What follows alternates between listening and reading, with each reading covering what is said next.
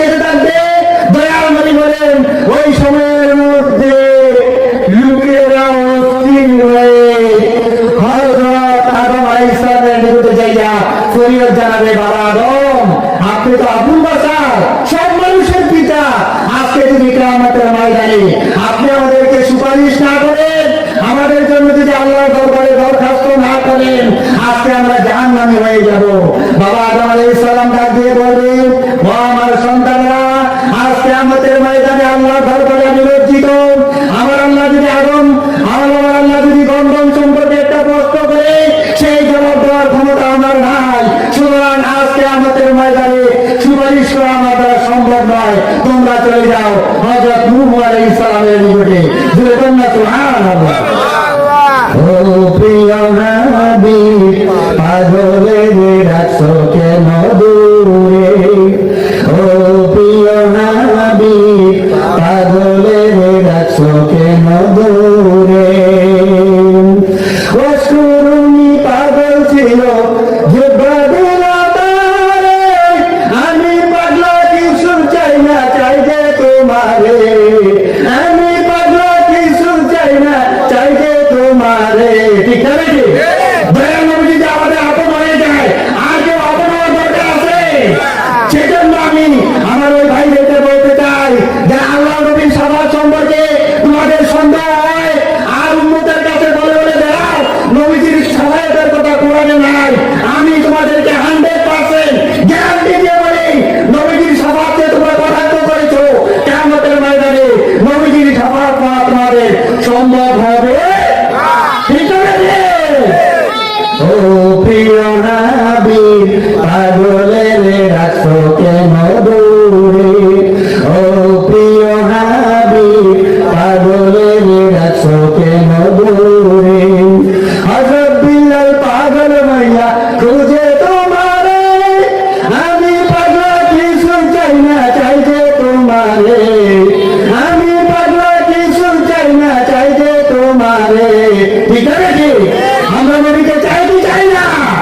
আমরা নবীকে দুনিয়াতেও চাই, রুশ হাসেও চাই। ঠিক আছে, যারা আমার দয়াল নবীজির সুপারিশ নিয়ে কটাক্ষ করেছো, দয়াল নবীজির সাথে বেয়াদবি করেছো, আজকে রাজা কাছে করে হযরত রাজুল শাহ মাহফিল থেকে আমি ফতোয়া দিয়ে দিলাম, তোমরা ওইটা কমপক্ষে বেঈমান, নবীর সাথে বেঈমানি করেছো, তোমাদের ঈমান শেষ। কেন আমার আল্লাহ রাব্বুল আলামিন পবিত্র কোরআনুল কারীমের মধ্যে ঘোষণা দিয়েছেন, আতিউল্লাহ ওয়া আতিউর রাসূল। আল্লাহু আকবার। আমার আল্লাহ বলেছেন, তোমরা আমার কথা মানবে, সাথে সাথে বলে দিয়েছেন আমার নবীর কথাও মানবে, আমার অনুসরণ করবে, আমার নবীর অনুসরণ করবে। ঠিক না রে? ঠিক। তাই আল্লাহর কথা আমাদেরকে মানতে হবে, আর নবী যে শাফাতের কথা কিয়ামতের ময়দানে বলেছেন, এটা আমাদের মানার দরকার আছে না নাই? দরকার আছে না নাই? আল্লাহ পাক যেন আমাদের সকলকে কিয়ামতের ময়দানে শাফাত দান করেন, আল্লাহর হাবিবের শাফাত যেন আমরা পাই। জুড়ে বলেন আল্লাহুম্মা আমিন। সেই মায়ার নবী সম্পর্কে হযরত নূহ আলাইহিস সালাম বলতে লাগলেন, ও আমার উম্মতেরা শুনো, আজকে আমাদের ময়দানে তোমরা কঠিন বিপদে পড়েছো, জাহান্নাম তোমাদেরকে আক্রমণ করতে চায়, জাহান্নাম তোমাদেরকে আগ্রাসন করতে চায়। কিন্তু আমি আজকে আমাদের ময়দানে আমার ছেলে কেনান সম্পর্কে যদি জিজ্ঞাসা করে, উত্তর দেওয়ার ক্ষমতা আমার নাই। তোমরা চলে যাও হযরত ঈসা আলাইহিস সালামের নিকটে। জোরে বলুন সুবহানাল্লাহ। হযরত ঈসা আলাইহিস সালামের কাছে বললেন, ও আল্লাহর পয়গম্বর, আপনার উপরে ইনজিল কিতাব নাযিল হয়েছে, মৃত্যু মানুষকে কবর থেকে আপনি জীবিত করতে পারতেন। জোরে বলুন সুবহানাল্লাহ। কবর থেকে মানুষ জিন্দা করা সহজ না কঠিন? একজন মানুষ আমাদেরকে বললে আমরা কি কবর থেকে একজন মানুষ জীবিত করতে পারবো? আমাদের দয়াল নবীজি, মায়ার নবীজি কবরের উপর থেকে মৃত্যুবরণ করেছে, এখনো কবর দেওয়া হয় নাই। ওই ধরনের মানুষকেও আমাদের দয়াল নবীজি জীবিত করে দেখা দিয়েছেন। ও আমার উম্মতেরা তোমরা দেখো দেখো, শুধু ঈসা আলাইহিস সালাম নয়, আমি নবীও কবর থেকে মানুষ জীবিত করতে পারি। জোরে বলুন সুবহানাল্লাহ। সমস্ত পয়গম্বরদেরকে আল্লাহ পাক যে মুজিজা দান করেছেন, সমস্ত পয়গম্বরদেরকে আল্লাহ পাক যে সম্মান দান করেছেন, সমস্ত নবী রাসূলকে আল্লাহ পাক যে ইজ্জত দান করেছেন, সমস্ত রাসূলকে আল্লাহ রাব্বুল আলামিন যে পাওয়ার দান করেছেন, এর সবচাইতে পাওয়ার আমাদের আখির জামানার পয়গম্বর নবীজি মুহাম্মদ রাসূলুল্লাহ সাল্লাল্লাহু আলাইহি ওয়াসাল্লামকে আমার আল্লাহ রাব্বুল আলামিন দান করে দিয়েছেন। সবাই বলেন মারহাবা।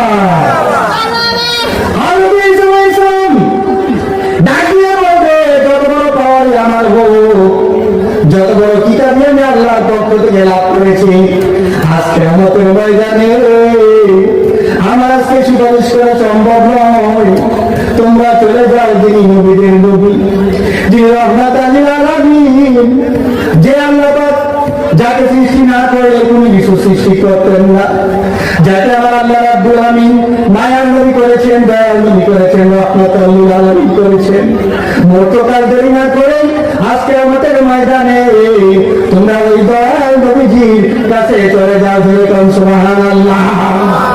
আল্লাহ নবী নূরের নবী, ও আপনি নবী আমার জীবনের জীবন। ঠিক আছে, নবী ছাড়া আমাদের কোনো উপায় আছে?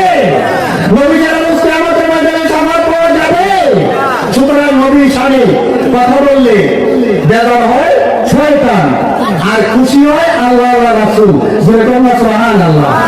আল্লাহ নবী নূরের নবী, ও আপনি নবী আমার জীবনের জীবন। রাহমাতুল লিল আলামিন, আপনি উম্মতের জামিন, গুনাহগারের অতি আপনজন। আল্লাহ নবী নূরের নবী, ও আপনি নবী আমার জীবনের জীবন। নবীজির এই সমস্ত মুজিজা দেখা বিবি খাদিজা জীবন যৌবন করিলেন অর্পণ। ও গো নবীজি দয়াল নবী মায়া নবী গো, আপনি নবী আমার জীবনের জীবন। ধন সম্পদ ছিল চরণে সপিয়া দিল, বানাইলেন আপনের আপন। আল্লাহর নবী নূরের নবী, ও আপনি নবী আমার জীবনের জীবন। আল্লাহর নবী নূরের নবী, ও আপনি নবী আমার জীবনের জীবন। দেখিয়া হযরত বিল্লাল উম্মতের হইলেন কান্নার, নবীটাকে দিলেন উদ্ধার। আল্লাহর নবী নূরের নবী, ও আপনি নবী আমার জীবনের জীবন। সেরকম না মারহাবা।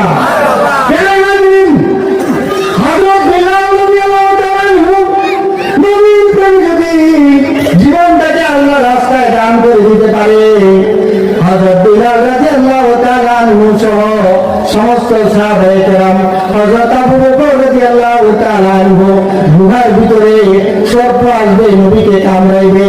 হযরত আবু বকর রাদিয়াল্লাহু তাআলা আনহু সমস্ত গর্তগুলি বন্ধ করে দিলেন। একটা গর্ত বন্ধ করতে পারতেছেন না। ওই গর্তটায় হযরত আবু বকর রাদিয়াল্লাহু তাআলা আনহু তার পা দিয়ে বন্ধ করে দিলেন। সর্পটা ওই গর্তের মধ্যে ছিল।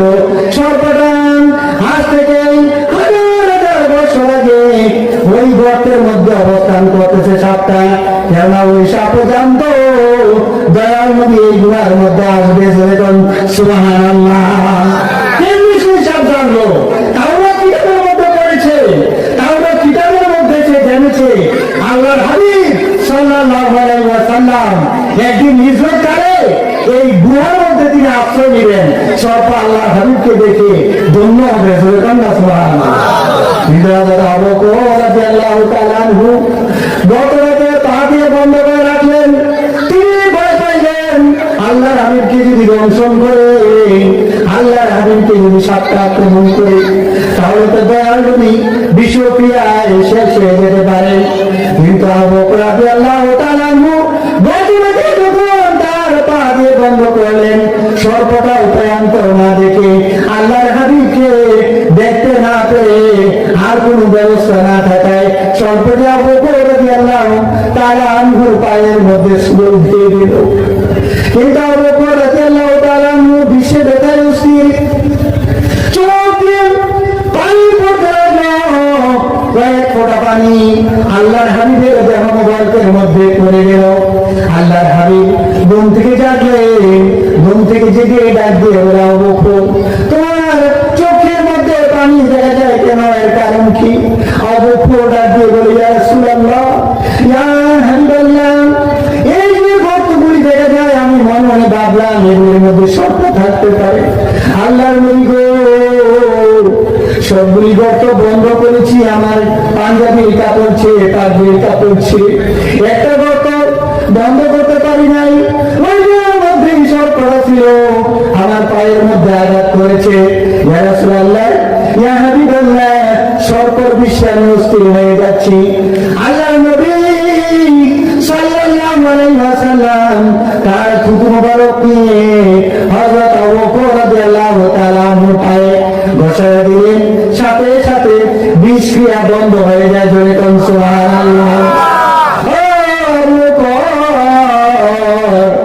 সর্বদা তোমাকেও সবল দিত না, আমাকেও সবল দিত না, কিন্তু ওই সর্প তার আশা ছিল আমি নবীর সাথে দিদার করবে, আমি নবীকে দেখবে, উপায়ান্তর না পেয়ে তোমাকে সবল দিয়েছে। আবু বকর, সর্পটাকে তুমি মাফ করে দাও। হযরত মুসা আলাইহিস সালামের জামানা থেকে এ পর্যন্ত সে এই গর্তের মধ্যেই অবস্থান করতেছে। জোরে কোন সুবহানাল্লাহ। এবং দয়াল নবী, মায়ার নবী পাইয়া, আমার দয়াল নবী যেদিন দুনিয়ার জমিনে আগমন করলেন, সেদিন তিনি উম্মতের জন্য কেঁদেছেন। নবীজি দুনিয়ার মধ্যে আগমন করেছেন জান্নাত থেকে আল্লাহর হাবিবকে খেদমত করার জন্য। আল্লাহর হাবিবের মা হযরত আমিনা রাদিয়াল্লাহু তাআলা আনহাকে খেদমত করার জন্য আমার আল্লাহ রাব্বুল আলামিন জান্নাত থেকে বেহেশতি মহিলা পাঠিয়ে দিলেন। জোরে কোন সুবহানাল্লাহ। ওই মহিলা আয়েশা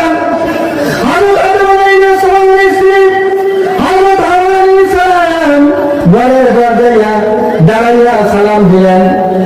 মা আমিনা রাদিয়াল্লাহু বলেন, কে আপনি? আমি বললাম হযরত হাওয়া আলাইহিস সালাম আল্লাহ রাব্বুল আলামিন আল্লাহর হাবিবের খেদমতের জন্য পাঠিয়েছেন। ওয়া আলাইকুম সালাম, আপনি ঘরের মধ্যে প্রবেশ করেন। হযরত হাওয়া আলাইহিস সালাম আল্লাহর হাবিবের খেদমতে হাজির হয়ে গেলেন। সুবহানাল্লাহ। আল্লাহর হাবিব দুনিয়ার জমিনে আগমন করলেন। আমরা আল্লাহ রাব্বুল আলামিন জান্নাতি মহিলা দিয়ে আল্লাহর হাবিবকে একবার জানাইলেন। জোরে বলুন মারহাবা। এখন একটা স্মৃতি বাড়ছে, ঈদে মিলাদুন নবী পছন্দ করে না, নবীর আগমনে খুশি হতে পারে না, ঠিক না? স্বয়ং আল্লাহ আল্লাহর হাবিবকে মর্যাদা দেওয়ার জন্য জান্নাত থেকে জান্নাতি নবী পাঠাইলেন। আর বর্তমান জমানার ফাসিকগুলো, বর্তমান জমানার বদাগিটার লোকগুলো বলে আল্লাহ হাবিব দুনিয়ার জমিনে আইছে, কি হয়েছে, আমরা ঈদ করুন লাগবো না, খুশি হওয়া লাগবো না। দেখুন, আমি বলতে চাই, যেখানে সহি হাদিসে প্রমাণিত আল্লাহর হাবিবকে খুশি করার জন্য, আল্লাহর হাবিবের খেদমতের জন্য স্বয়ং আল্লাহ খুশি হইয়া জান্নাত থেকে উম্মতকে পাঠাইলেন, তাহলে তোমাদের খুশি হইতে কেন অসুবিধা? আমার আল্লাহ তো কোরআনের মধ্যে বলে দিয়েছেন, কি বলে? বিফাদলিল্লাহি ওয়া বিরহমাতিহি ফাবিযালিকা ফালইফরাহু।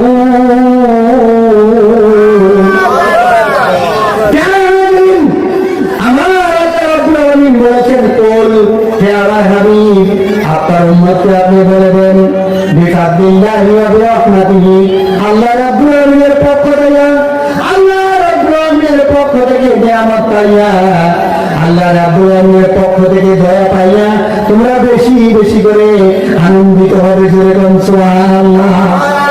এখন প্রশ্ন, যিনি রহমতুল আলামিন, যার খেদমতের জন্য আল্লাহ ব্যস্ত থেকে মুমিনদেরকে পাঠাইলেন, যার খেদমতের জন্য আমার আল্লাহ পাক খুশি হয়ে গেলেন, যে আল্লাহ নবীর কারণে খুশি হইলেন, সেই নবীর ঈদ যদি আমার আল্লাহ পাক করে, তাহলে আমরা করার দরকার আছে না নাই? দরকার আছে না নাই? নারে তাকবীর, নারে রিসালাত। ঈদে মিলাদুন নবী, ঈদে মিলাদুন নবী। কারণ হাজিরিন, সে দয়াল নবী, মায়ার নবীর খেদমতে হযরত হাওয়া আলাইহিস সালাম হাজির হয়ে গেলেন। একটু পরে আরেকজন রুমে এসে আল্লাহর ঘর হাবিবের ঘরের দরজায় সালাম দিলেন, আসসালামু আলাইকুম, কে আপনি? হযরত আমিনা সালামের উত্তর দিয়ে বললেন, মানন্তি, আপনি কে? আমি হইলাম জাওজাতি ফেরাউন, ফেরাউনের স্ত্রী আসিয়া। আমার আল্লাহ রাব্বুল আলামিন দয়াল নবীর খেদমতের জন্য, সেবার জন্য জান্নাত থেকে আমাকে পাঠাইয়া দিয়েছে। সুবহানাল্লাহ। আপনারা খুশি না বাজার? নবীজির ইজ্জত বাংলা আমরা খুশি না বাজার?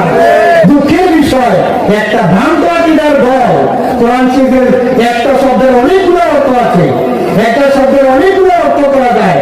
যে অর্থগুলি নবীর নাম একটু হলেও কমে, নবীর মর্যাদা একটু হলেও কমে, ভ্রান্ত আকীদার দলগুলো সেই অর্থগুলি নেয়। যেমন অবাজাদাকা দল্লান ফাহাদা, আমার আল্লাহ পাক বলতেছেন, হে আমার হাবিব, আপনাকে আমি প্রেমে বিভোর পাইলাম।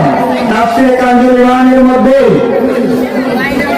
আমার আল্লাহ রাব্বুল আলামিন ঘোষণা করে দিয়েছেন, আপনাকে প্রেমে বিভোর পাইয়া আপনাকে আমি প্রদর্শনের মধ্যে করে দিলাম, আপনাকে আমি সীমিত করে দিলাম, একটু ঘুরাইয়া দিলাম।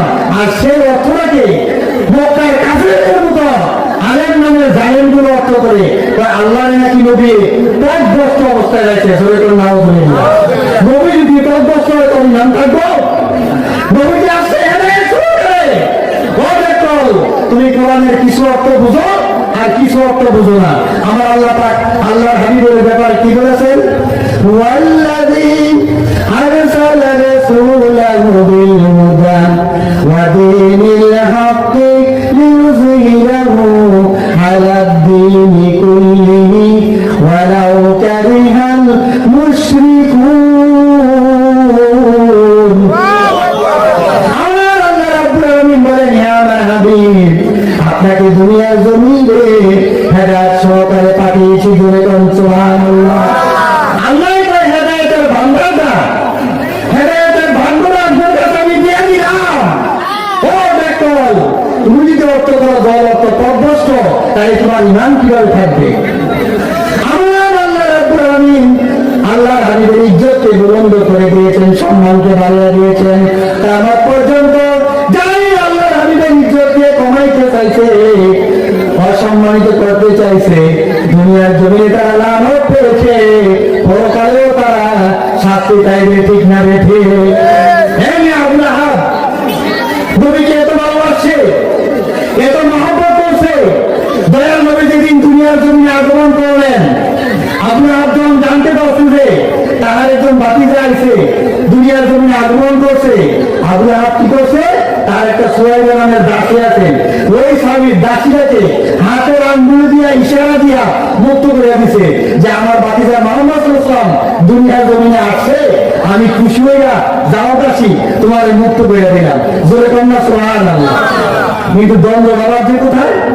আবুল আহাবের সাথে আমাদের দয়াল নবী যখন কালেমার দাওয়াত দিলেন, ইসলামের প্রচার প্রসার করতে লাগলেন, ইসলাম সম্প্রসারিত হয়ে গেল, ওই সময় আবুল আহাব দেখলো যে তার নেতৃত্ব বন্ধ হয়ে যাচ্ছে, সুদের ব্যবসা বন্ধ হয়ে যাচ্ছে, ঘুষের ব্যবসা বন্ধ হয়ে যাচ্ছে।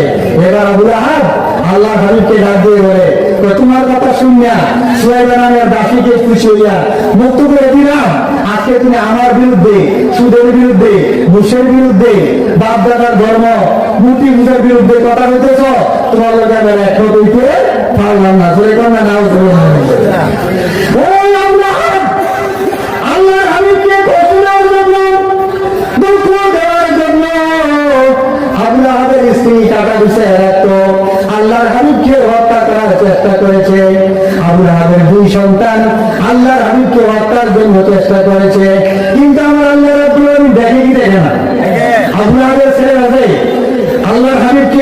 জন্য প্রস্তুতি নিচ্ছে, আমার আল্লাহ জানে কি জানে না?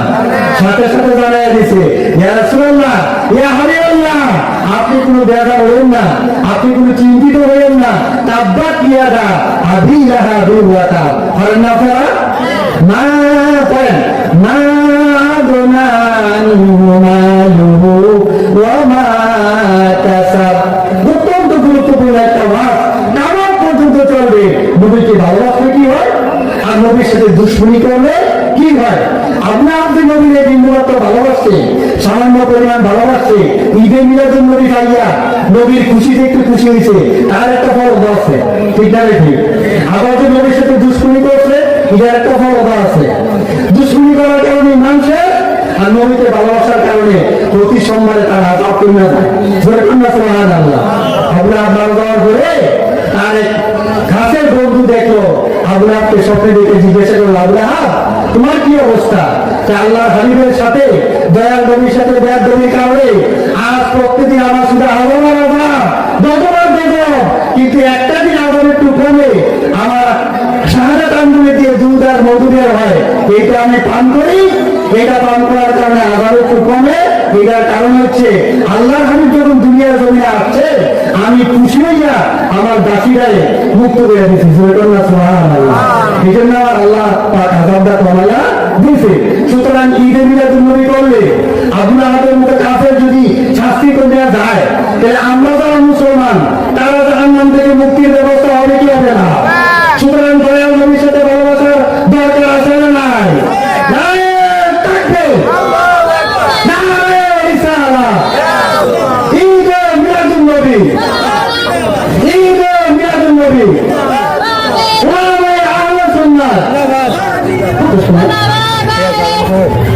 যাক আলহামদুলিল্লাহ, আমাদের পবিত্র একটা আমাদের আযানের সময় হয়ে গিয়েছে।